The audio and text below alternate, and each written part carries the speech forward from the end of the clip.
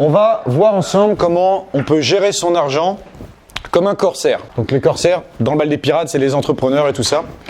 Et on va tout de suite passer à la première diapo. Il y a 3 manières aujourd'hui de gérer son argent que vous devez à peu près tous connaître. La toute première, c'est celle-ci, c'est gérer son argent en le planquant. Donc sous un matelas, dans un portefeuille, avec du liquide, tout le monde connaît. La deuxième, c'est gérer son argent avec un livret A. En général, vous prenez l'argent, il sort de votre entreprise et il file directement sur un compte bancaire. Ça, c'est pas mal. C'est pas mal parce que du coup, 1% de rendement, c'est vachement sympa. Ça marche bien. Ensuite, il y en a une autre et c'est celle qui va nous intéresser. C'est gérer son argent 3.0. Alors, vous avez vu, il y a le mot-clé, il y a le Bitcoin, mais il y a aussi compagnie.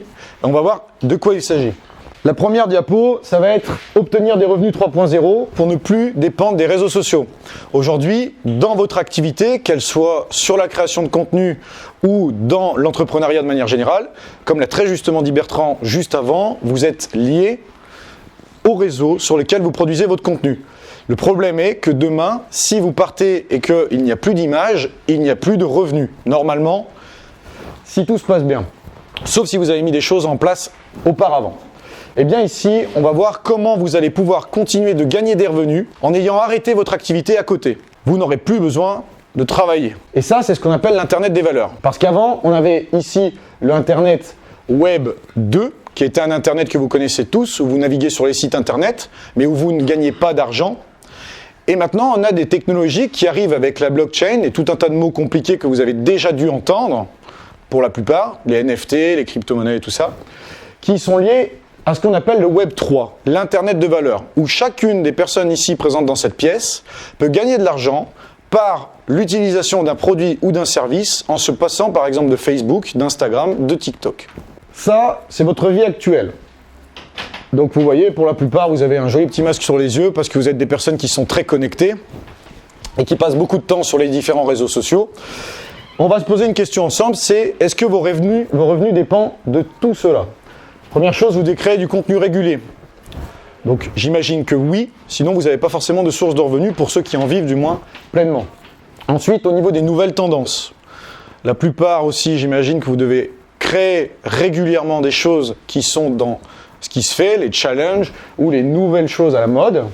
Et vous avez après tout le reste, comme les petites choses ici, avec les bad buzz qui peuvent arriver, qui sont arrivés aussi récemment auprès d'autres personnes. Et on a bien évidemment les photos leakées.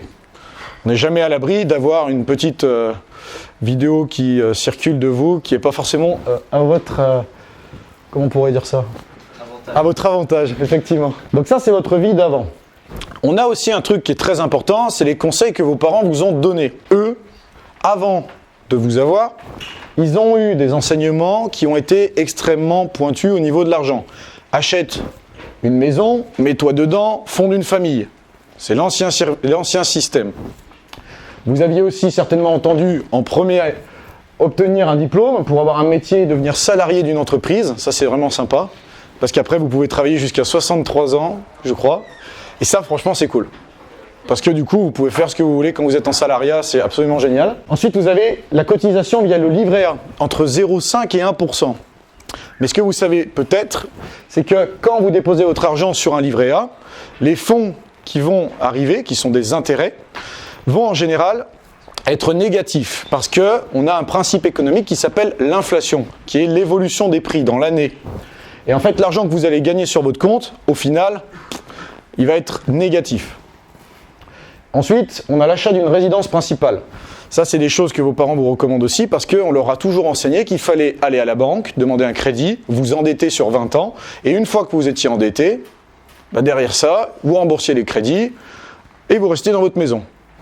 Pareil, ça, c'est des choses qui aujourd'hui sont quasiment terminées car il existe tout un tas d'autres façons de procéder. Et après, on a d'autres joyeusetés comme l'assurance vie qui aujourd'hui est à dette. Donc ça veut dire que quand vous contractez une assurance vie, si vous ne le saviez pas, celle-ci est à dette et vous ne serez peut-être pas sûr de pouvoir la toucher lorsque vous arriverez à la retraite, pour ceux qui ont des parents qui leur ont conseillé. Ensuite, on a financement de sa retraite et prendre un plan épargne logement. Peut-être aussi que vous en avez entendu parler. Ce qu'il faut garder en tête, c'est que l'argent qui est à la banque, c'est de l'argent qui dort, qui ne travaille pas. et qui est centralisé, c'est-à-dire qui est dans un organisme financier, et cet organisme gère votre argent pour vous, et ça s'arrête ici. La première question que je vais vous poser, c'est si on faisait autrement? S'il existait quelque chose qui vous permettait d'avoir le plein pouvoir sur vos finances, d'être décentralisé, donc de ne pas être lié à une banque, et de faire ce que vous voulez de votre argent et d'en jouir quand vous en avez envie, parce que si par exemple certains d'entre vous empochent des gros chèques, et on sait que c'est le cas, ce qui est génial, lorsque vous voulez retirer 30 ou 40 000 euros en liquide, vous ne pouvez pas. Vous ne pouvez pas parce que l'argent n'est pas physiquement présent à la banque.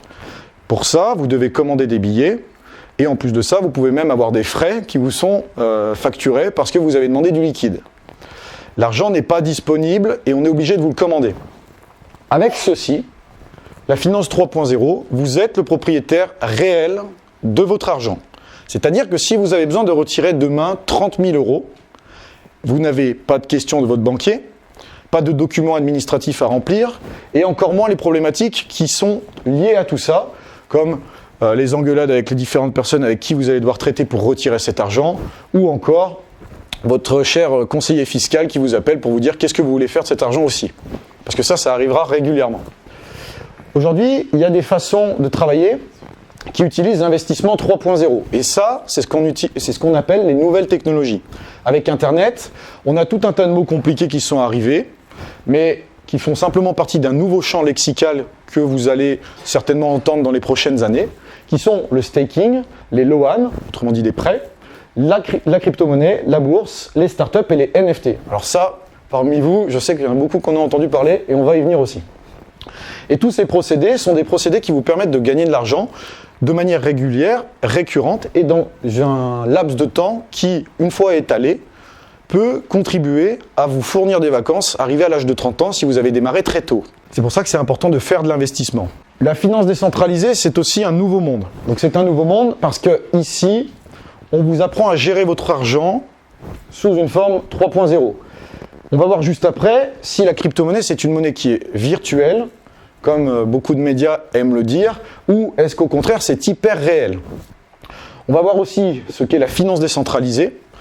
La finance décentralisée, c'est très simple, c'est un mot qui peut paraître compliqué, mais aujourd'hui, quand on parle de finance, vous êtes obligé d'entreposer votre argent à la banque et ensuite de contracter un PEA, je crois que c'est ça un nom, un PEA pour le faire travailler, acheter des choses en bourse. Comment ? Ou un compte titre, exactement. Eh bien, ces choses-là fonctionnent de pair avec la banque. Sauf que dans le système dont on va parler maintenant, qui est un système complètement autonome, géré par des machines, même si ça peut faire peur, eh bien, il n'y a plus besoin de ça, car c'est entièrement décentralisé. Et ensuite, on va parler des NFT. Pour ça, les NFT, vous en avez entendu parler parce qu'on a ce qu'on appelle des projets cash grab. Donc, c'est des projets que les créateurs de contenu, sans jugement, lancent pour récupérer de l'argent sans forcément avoir de finalité derrière. Vous pouvez lancer une collection NFT de 2000, 3000, 4000 pièces que vous vendez à 500 €. Et après, vous faites le multiplicateur et vous pouvez vous retrouver avec des sommes astronomiques qui se considèrent en millions. À faire des NFT, c'est bien. Leur donner de la valeur et de leur donner de la valeur avec une communauté, c'est encore mieux. Les principes qu'on a vus juste avant reposent sur un élément qui est complexe, mais qui est en réalité très simple. La blockchain, c'est une sorte de promesse. C'est d'avoir la plus grande archive au monde. Okay ? Et cette archive, elle est consultable par tout le monde ici. C'est-à-dire que par exemple, Enguerrand, il va vouloir envoyer de l'argent à Chris, eh bien sur cette bibliothèque, tout le monde pourra consulter la transaction qu'il y a eu entre ces deux personnes. Et le monde entier pourra savoir que Enguerrand a envoyé 15 000 € par exemple à Chris. 17 000 après. À 17 000. Après, il y a même des virgules, mais ça on n'en parlera pas. Et tout ça est décentralisé, c'est-à-dire que la banque n'a pas d'emprise dessus, l'État n'a pas d'emprise dessus, et il n'y a pas d'organisme ou d'institution qui ont de l'emprise dessus. Et ça, c'est important, parce que vous êtes vraiment le propriétaire de votre argent. Du coup, c'est pas forcément bien pour les banques. C'est une bonne question, parce que les banques aujourd'hui n'ont aucun intérêt à faire l'apologie de la blockchain ou des crypto-monnaies, pour la simple et bonne raison qu'avec la blockchain, on enlève les intermédiaires.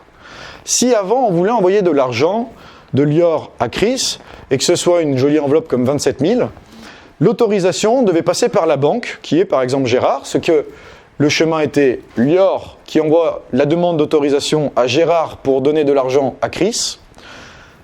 Gérard pouvait refuser d'envoyer de l'argent.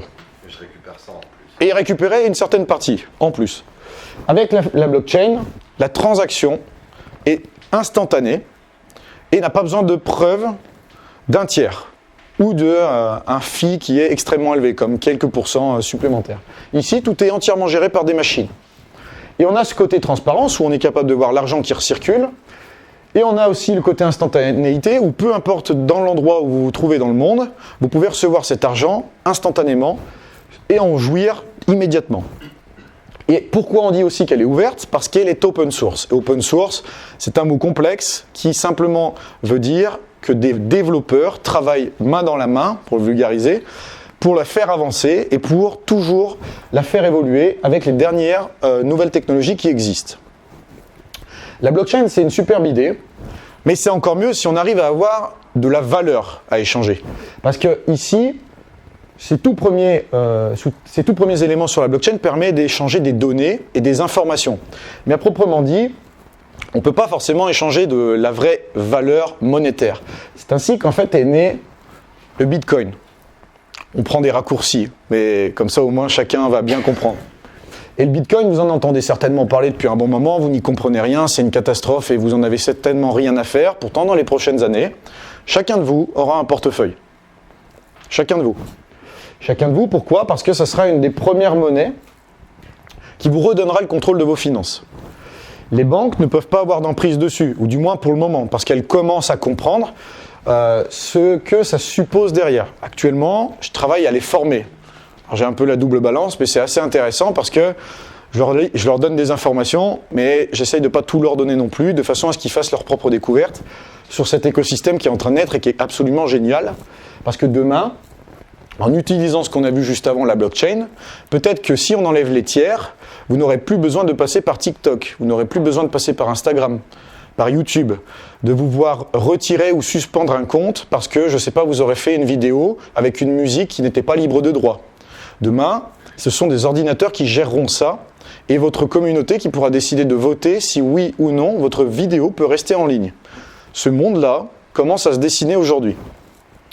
Et le Bitcoin est apparu pour échanger de la valeur entre les gens en enlevant ce côté emprise des banques et en amenant de la transparence.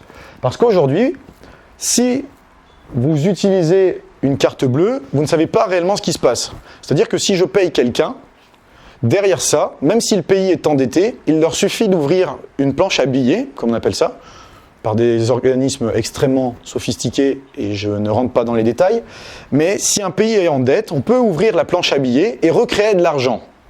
Ce qui petit à petit peut creuser l'économie d'un pays. Avec le Bitcoin, on ne peut pas. Tout le monde sait qu'il y en a 21 millions, pas un de plus. Donc si jamais quelqu'un voulait en créer en plus, ce serait impossible. Et si en plus de ça, il y arrivait par le plus grand des hasards, ça serait visible sur la blockchain. Et auquel cas, les fondamentaux perdraient l'intégralité de cette confiance. Après que le Bitcoin soit venu au monde, il y a eu une deuxième phase, plus moderne. Parce que le Bitcoin, aujourd'hui, pour l'échanger entre vous, ça demande des frais. Ton prénom, avec la veste marron, Adam par exemple, s'il voulait envoyer des bitcoins à Vin, ça lui coûtait 5 € de frais. Sur 20 €, ça peut faire mal. Et le bitcoin, en fait, avait ce problème. C'est que ça coûtait très cher de faire une transaction parce que, étant donné que c'était géré par des ordinateurs, les transactions étaient payées entre les ordinateurs. La rémunération du réseau se faisait par ça. Oui, c'est exact. C'est comme avec la banque, sauf qu'au lieu de payer la banque, vous payez l'intégralité du système qui est derrière. Mais avec le Bitcoin, vu que c'est une technologie qui est quand même relativement vieille, qui pour rappel date de 2009, il a fallu mettre des choses en place pour être plus rapide, moins cher, et avec plus d'efficacité. Et c'est ainsi que sont venus les altcoins, qui étaient plus modernes, plus rapides, et qui permettaient de correspondre à des vrais problèmes dans différents secteurs. Par exemple, Ethereum, pour envoyer des informations à travers les entreprises. Elrond, une autre crypto-monnaie, pour échanger de l'argent entre les particuliers et les professionnels avec des coûts, au lieu de 5 €, de 0,15 centimes, ce qui n'a rien à voir avec votre banque. Parce qu'en général, c'est 1 à 2% de la transaction quand vous faites des migrations. Et ça, c'est si vous osez discuter avec votre banque. Et aujourd'hui, il y a à peu près 1000 altcoins qui sont créés quotidiennement, mais on trouve très peu d'utilisation parce que tout le monde dans cette salle pourrait demain créer une crypto-monnaie, devenir millionnaire avec, simplement parce que avec votre communauté, vous avez fait une communication et vous vous êtes enrichi sur le dos de vos abonnés, ce que je ne vous conseille absolument pas. Tout le monde pourrait faire ça. Et comment on fait pour entrer dans ce nouveau monde ? Ailleurs, il y a une chose, c'est que en général vos poches, vous avez un portefeuille. Okay. Ce portefeuille, il est palpable, vous pouvez le toucher, vous pouvez faire ce que vous voulez avec. Mais vous vous dites très vite, ok, si j'ai de la crypto-monnaie, est-ce que j'ai un rapport réel dans ce monde ? Est-ce que je peux payer Adam avec ma crypto-monnaie ? La réponse, c'est oui. Mais il faut passer par ce qu'on appelle un portefeuille qui est décentralisé. Donc, vous n'avez pas besoin de banque, mais il faut qu'il soit raccordé à la blockchain qu'on a vue au tout début. Et ce portefeuille, il s'appelle MetaMask, il a une jolie petite tête de renard, et il y en a plein d'autres. Ce portefeuille, pour le créer, on va vous remettre 12 mots, et ces 12 mots, ce sera la prunelle de vos yeux. C'est-à-dire que si ces 12 mots tombaient dans les mains de n'importe qui ici, l'intégralité de votre portefeuille pourrait être volée et récupérée. Pas de problème, il y a des solutions. MetaMask, c'est quand même un portefeuille qui est quand même difficile à violer. Parce que si, imaginons, Hermès, qui s'y connaît plutôt bien en cybersécurité, arrive à récupérer sur ces 12 mots 9 mots, j'imagine, il a la possibilité de faire ce qu'on appelle du brute force, c'est-à-dire avec plein de différents logiciels, il va tester tout un tas de mots-clés, jusqu'à obtenir une suite de mots qui va lui ouvrir un portefeuille. Mais pour autant, ça demande des centaines et des centaines d'années pour pouvoir y arriver. Après, il y a d'autres choses qui peuvent être expliquées, mais on reste hyper grossier. Et après, on a des logiques de cryptographie qu'on ne verra pas aujourd'hui, mais qui sont juste importantes de connaître, ou du moins que vous ayez ici une première approche. Et sur ce portefeuille, MetaMask, voici un peu à quoi ça ressemble. Le type de phrase que vous devez prendre et mettre en sécurité. Comment on met ce genre de phrase en sécurité ? Vous pouvez utiliser un morceau de papier que vous déposez en 2 parties, un à la banque et un chez vous, que je vous proposerai de ne pas perdre, parce que sinon vous perdez l'intégralité de vos fonds. Et la deuxième, vous pouvez aussi, si vous êtes quelqu'un qui a tendance à perdre ses mots de passe, utiliser des gestionnaires de mots de passe. Mais il faut garder à l'esprit que si vous faites ça, vous laissez la chance à quelqu'un de malveillant de peut-être un jour pirater votre gestionnaire de mots de passe et récupérer ces informations. Une personne de toute façon qui a accès à vos 12 mots peut faire ce qu'elle veut de l'argent sur votre compte. Elle peut l'envoyer à n'importe qui ici, elle peut valider des transactions et un jour, si ce portefeuille vous permet d'avoir ce qu'on appelle un certificat d'authenticité pour une maison que vous avez achetée, il peut en devenir le propriétaire. D'où l'importance de bien le stocker et de le sécuriser un maximum. Et ce portefeuille, il nous permet de faire quoi ? Notre portefeuille traditionnel, il nous permet d'aller à la banque et de déposer du liquide. Ce liquide, vous le mettez sur votre compte en banque. Et bien, ce portefeuille décentralisé, il vous permet d'aller le déposer dans la DeFi. C'est Decentralized Finance pour l'anagramme anglais et finance décentralisée pour l'anagramme français. Ici, vous allez être le propriétaire de votre argent et l'utiliser. Vous allez pouvoir aller sur des plateformes et vous allez pouvoir déposer votre argent avec des rendements absolument monstrueux, de l'ordre de 20 à 50%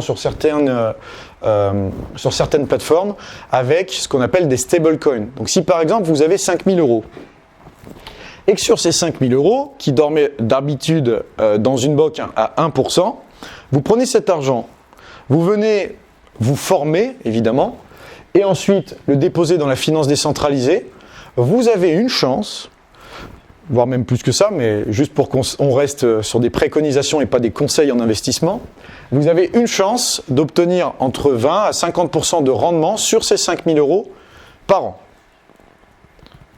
Ce qui est plutôt cool par rapport à la finance traditionnelle. Et comment on fait ? C'est tout simple. Étant donné qu'on a moins d'intermédiaires, on se rend très vite compte des marges que les banques prennent et ne vous montrent pas. Si on vous restitue 1% ou 0,5% sur un livret A, la banque, en général, derrière, travaille avec votre argent mais ne vous le dit pas. Elle va investir sur la bourse, elle va le positionner à votre place sur différentes actions avec bien plus de risques que ce que vous pouvez penser. Et du jour au lendemain, vous pouvez tout perdre. Sauf que on ne vous l'a jamais forcément vraiment enseigné, ou il n'y a jamais eu vraiment d'éducation financière là-dessus. Et très peu de personnes le savent. Ici, l'objectif étant de vous montrer qu'on peut aussi perdre de l'argent ici, si on ne se forme pas et si on n'est pas au courant de ça. Parce que sur la finance décentralisée, on trouve de tout. Des personnes qui sont malveillantes et des personnes qui sont bienveillantes, comme celles qui vous donnent les 20 à 50% de rendement. Et maintenant, on va parler d'un domaine qui est assez intéressant. Après une petite courte page d'eau, c'est les NFT. Les NFT, est-ce qu'il y en a parmi vous qui en ont déjà entendu parler? Si vous levez la main, ouais, ok. Ah, d'accord, avec quand même, ouais. Ok. Est-ce que vous avez une idée déjà globale de quoi il s'agit ou est-ce que vous bitez absolument rien? Alors, pour image de rappel, demain, Bertrand qui passait tout à l'heure, avec lui, on lance un business en ligne. Il m'envoie une photo qui représente on va dire un certificat. Et sur ce certificat, c'est marqué que Bertrand est le propriétaire de Marketing Mentalist. Je fais ta pub en même temps, c'est gratuit. Bertrand fait justement un papier qui prouve qu'il est le détenteur de l'entreprise Marketing Mentalist. Sauf que ce fameux papier, si je fais un clic droit dessus et que je le copie-colle et qu'ensuite j'utilise Adobe, pour les petits margoulins parmi vous, et qui met, je ne sais pas, propriétaire de l'entreprise Anthony Gonnet-Vanteport, donc mon nom, eh bien justement, je peux me retrouver propriétaire d'une entreprise avec différentes manigances auxquelles je ne suis absolument pas lié. Et là, avec les NFT, on a l'authentification des documents qui passent par la blockchain. C'est-à-dire que le document, une fois qu'il a été émis au nom de Bertrand et qui vient chez moi, plus personne ne peut dire que Bertrand n'est pas le propriétaire de cette entreprise parce que l'authentification ou la certification que vous connaissez tous a été faite par cette technologie.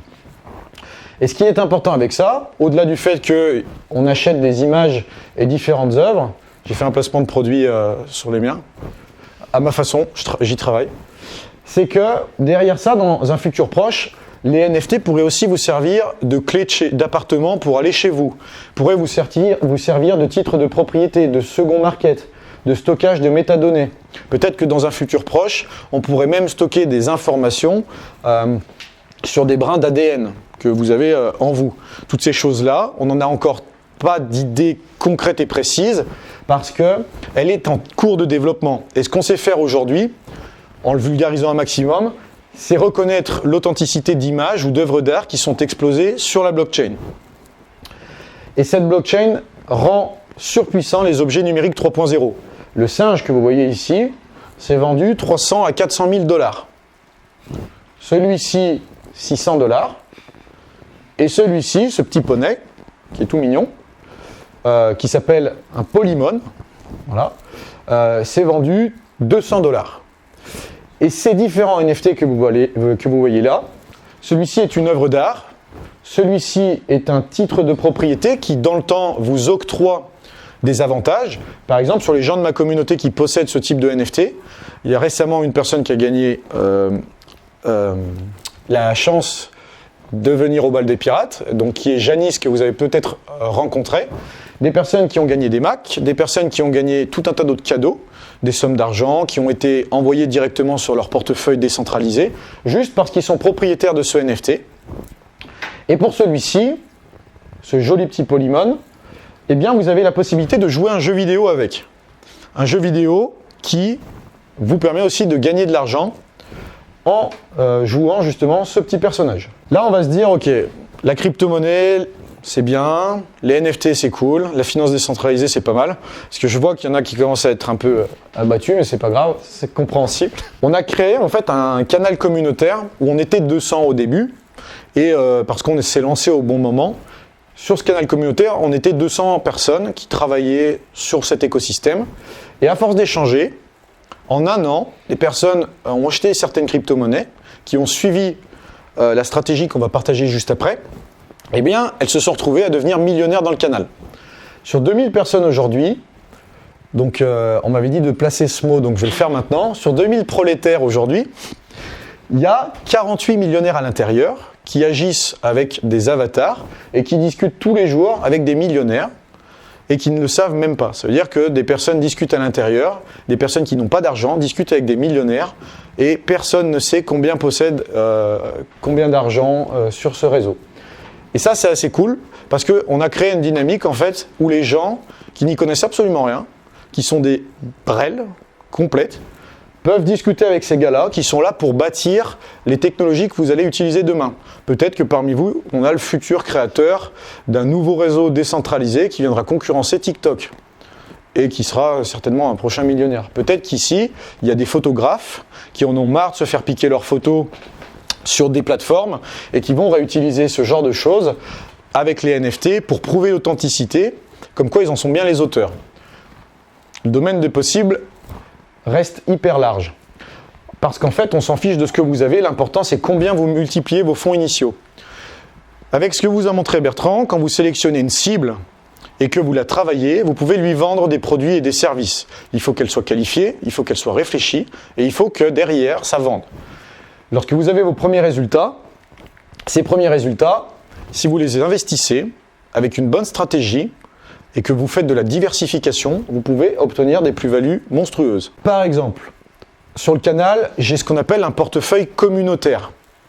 Vu que tout ça est transparent, que tout le monde peut le consulter, il y a quelques mois, donc c'était en décembre 2020, je leur ai partagé l'adresse sur laquelle j'avais déposé ces fonds-là. Et ceux qui étaient là au début pouvaient regarder ce que je faisais, ce que j'achetais, et ça servait de preuve de concept. Ce n'est pas mon compte à moi, c'est un compte communautaire que tout le monde peut avoir, que tout le monde peut consulter. Mon compte personnel, évidemment, je ne le communique pas, parce que je suis dessus depuis 2012-2013. Sur un an d'investissement et de réinvestissement, on a obtenu une plus-value de 75 925 €. Mais ça n'a pas été simple. Ça n'a pas été simple. Et je vais vous montrer un petit peu de détails pour montrer qu'en fait on n'a pas fait de modification des captures d'écran. Vous avez les performances sur le côté avec les pourcentages d'évolution et on a réinvesti en fait à chaque fois les fonds. Et à force de faire du réinvestissement en automatique, ça veut dire que vous, là pour l'instant ça vous casse la tête parce que c'est plein de mots compliqués, vous serez en mesure à la fin de l'intervention de le faire tranquillement, assis derrière un PC, juste en posant votre fesse sur une table et en regardant comment faire. On a fait plus de 1237% et avec les 6000 balles d'investissement. Et en fait, il y a un gars assez intelligent qui disait que si vous ne gagnez pas d'argent pendant que vous dormez, vous allez travailler jusqu'à la fin de votre vie. C'est ce que nous expliquait aussi Bertrand. Et Franck, qui nous a fait pas mal de petites choses aussi sur les sites internet automatisés. Mais investir, c'est toujours à double tranchant. On peut gagner comme on peut perdre. Et là, il faut garder cette notion en tête. C'est que ce n'est pas parce que vous investissez que l'argent que vous allez déposer va forcément rapporter quelque chose. Il y a toujours des gagnants et il y a toujours des perdants. Une bonne logique d'investissement, c'est de la diversification. Si vous rentrez dans une niche où beaucoup de concurrents sont présents et que vous n'avez pas de facteurs différenciants, vous allez vous faire bouffer. Ici, c'est la même chose. Si vous rentrez sur de l'investissement mais que vous ne sélectionnez pas vos projets, vous allez vous faire bouffer parce que vous allez voir le marketing d'une grosse entreprise qui va vous faire acheter sa crypto-monnaie ou ses projets et pour autant derrière elle va fermer l'entreprise et se barrer avec la caisse. Et c'est ce qui est arrivé. Ici en fait on a un manque à gagner parce que tout l'argent que vous voyez ici c'est de l'argent qui n'a jamais été retiré et qui peut-être explosera plus tard. C'est un pari sur l'avenir. Pour le moment vous voyez qu'on a bouffé des pertes et que tant que je ne me retire pas, je peux encore gagner. Mais ça reste une supposition, on n'en sait rien. Et je viens de capter que ça peut être mal interprété. Effectivement. C'est effectivement. Alors, la première stratégie qu'on peut faire sur la diversification, c'est utiliser le petit portefeuille. Ça, c'est la référence, c'est ce que je communique auprès des institutionnels ou des grosses boîtes, qui est issu d'un rapport qu'on a fait et avec des entreprises où on bosse sur des clauses de confidentialité à l'international, où en gros, on leur suggère d'investir dans les plus grosses capitalisations pour éviter d'avoir des problèmes. Parce que si vous investissez sur les plus grosses capitalisations, vous réduisez votre risque et vous restez exposé à des grosses explosions. Si vous aviez investi dans le Bitcoin en 2013, comme certains d'entre nous ont pu le faire, aujourd'hui, vous auriez un joli portefeuille. L'idée, c'est que demain, ces technologies qui sont ici et ces crypto-monnaies sont supportées par des projets. Par exemple, Binance, c'est une plateforme qui vous permet d'acheter de la crypto-monnaie facilement. Solana, c'est un écosystème qui vous permet aussi d'acheter des NFT et tout un tas d'autres choses. Eh bien, en suivant une logique d'investissement sur ces différentes crypto-monnaies, si demain, sur la blockchain Solana, c'est quelque chose qui devient utilisé par tout le monde, dans le monde entier, l'investissement que vous avez fait maintenant pourrait être multiplié aisément par un x5, x10, x20, nos limites. Et bien évidemment, on a notre Bitcoin. Ensuite, pour les personnes... Alors ça, vous pouvez le prendre en photo si jamais ça vous intéresse. Je ne sais pas si après les empereurs vous l'enverront ou autre par mail, mais je leur laisserai quand même la possibilité de le faire. Donc si ça vous intéresse pour commencer des investissements, c'est des choses que je fais, que vous pouvez reproduire si vous le souhaitez, mais c'est à vos risques et périls. S'il y en a parmi vous qui aiment bien un peu le risque, parce que je sais qu'il y a des petits joueurs de casino parmi vous aussi, il y en a un autre qui s'appelle le Major Degen, pour Degenerate. Et sur celui-ci, on va viser des multiplicateurs qui sont plus importants. Pourquoi ? Parce que ce sont des projets qui n'ont pas encore, qui ont fait leurs preuves, mais qui peuvent être encore plus explosifs. The Sandbox, que certains d'entre vous peut-être connaissent, va nous permettre demain de nous faire transporter dans un métaverse. Et ce métaverse, c'est le même endroit qu'ici, matérialisé sous forme de jeu vidéo où vous pourriez naviguer et avoir une sorte d'expérience en 3D grâce à un Oculus Rift ou grâce à tout un tas d'autres choses. Sauf que cet environnement, il est encore en cours de développement. Donc il est déjà sorti, il y a des alphas et tout ça, mais il n'est pas pleinement opérationnel et il y a une barrière technique. Si vous êtes tous là à somnoler ou être assommés, c'est parce qu'il y a une barrière technique. Beaucoup de gens ne comprennent pas encore de quoi il s'agit. Pourtant, en s'y intéressant maintenant, c'est quasiment assuré d'avoir des résultats explosifs à l'avenir. Donc ça, c'est le Major Degen, c'est des crypto-monnaies sur lesquelles on peut éventuellement investir. Mais comme je l'ai dit, ce n'est pas un investissement, c'est ce que moi je fais. C'est à vous de voir si vous voulez faire ceci ou au pire, retravailler cette stratégie avec ce que vous avez envie de faire. Voilà quelque chose qui va être assez cool. Il y a un QR code qui se trouve ici. Si normalement on n'a pas fait de bêtises, vous allez pouvoir le scanner, faire un zoom et tout ça. Mais avant de le faire, je vais vous demander quelque chose de très important. Comme Bertrand vous l'a dit tout à l'heure, on a fait le mécénat par exemple sur le bal des pirates. L'idée étant de vous aider, de vous accompagner et de vous faire passer à un autre niveau. Beaucoup ont répondu, comme il l'a aussi mentionné tout à l'heure, qu'il voulait construire un empire. Ici, l'idée, c'est d'arriver à le faire ensemble. Donc à la fin, par exemple, on peut regarder comment travailler ensemble. On est spécialisé, nous, sur les nouvelles technologies, les sites internet, la création de smart contracts, les NFT et tout un tas d'autres choses. Et ces deux formations sont deux formations qui vous permettent de mettre un pied dans la finance décentralisée. Oasis, qui est dédié aux apprentis, avec un vocabulaire simple qui vous permet de mettre un pied dedans calmement.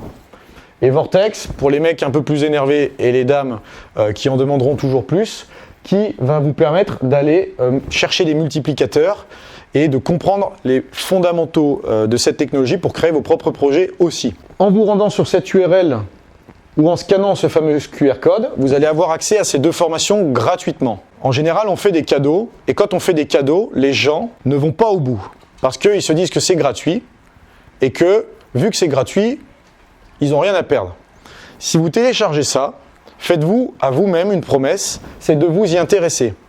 Parce qu'ici, on a une certaine valeur de cadeau, et ça serait dommage de simplement le télécharger pour le laisser dormir et ne pas en devenir pas en devenir l'acteur. Je passe à la diapo suivante.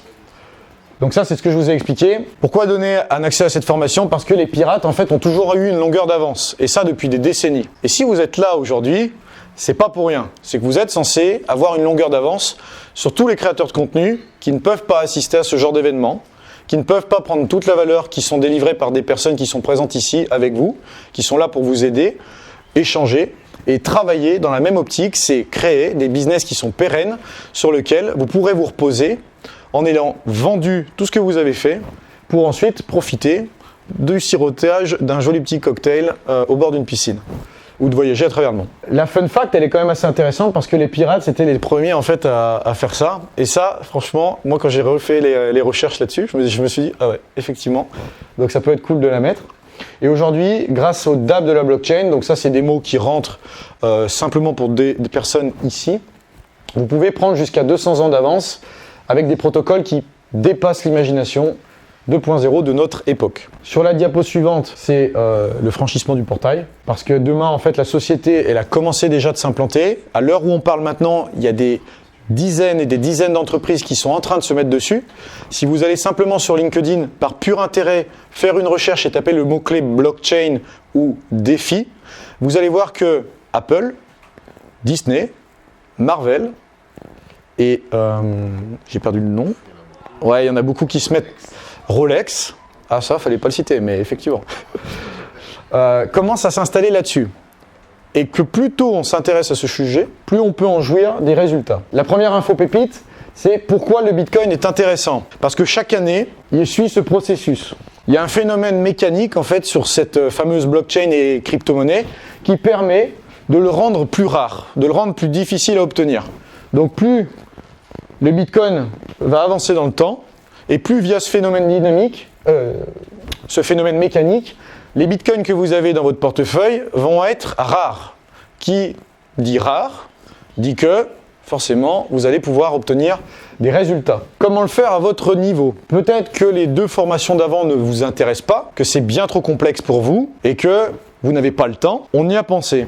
Il y a une application qui s'appelle Bitpanda que j'ai présentée à Bertrand vendredi, qui va vous permettre, sans que vous ayez rien à faire, enfin du moins quelques clics, de l'installer et de pouvoir acheter, sans que ce soit une recommandation, 3 index. Et dans ces 3 index, vous allez pouvoir avoir le top 5 des crypto-monnaies les plus performantes, le top 10 des crypto-monnaies les plus performantes et le top 25. Et vous allez investir de manière régulière, juste en connectant votre carte bancaire. Par exemple ici, sur ce compte-là, la plupart d'entre vous qui se disent « Ah, il faut beaucoup d'argent et tout ça », vous pouvez démarrer à partir de 25...